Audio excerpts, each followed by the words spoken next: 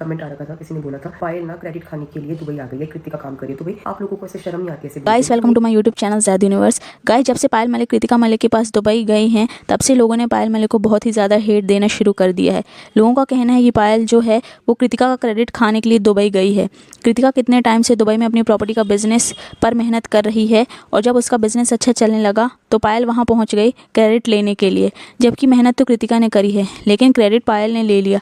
लोगों का कहना है कि पायल 7 महीने प्रेग्नेंट है, उसे इंडिया में रहकर अरमान के पास बच्चों का ख्याल रखना चाहिए, लेकिन प्रेगनेंसी में भी वो ट्रैवल करके दुबई गई क्योंकि उसे कृतिका का क्रेडिट खाना था।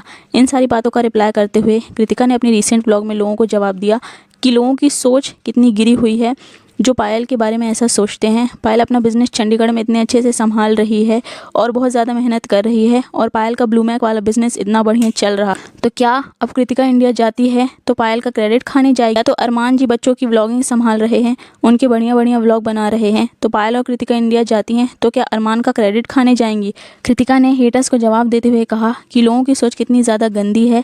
पायल यहाँ कृतिका को सपोर्ट देने के लिए आई है। जब से पायल कृतिका के पास आई है दुबई में तो कृतिका को एक भी अकेला फील नहीं हो रहा है।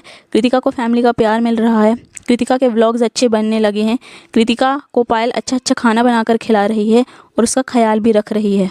तो पायल कृतिका क्रेडिट लेने नहीं आई है बल्कि उसकी स्ट्रेंथ बन के यहाँ आई है। पायल यहाँ ये बताने आई है कि वो बिल्कुल भी अकेली नहीं है और पूरी फैमिली का सपोर्ट कृतिका के साथ है और वो अपना बिजनेस में बहुत आगे जाएगी और उसे अपने बिजनेस में बहुत ज़्यादा सक्सेस मिलेगी।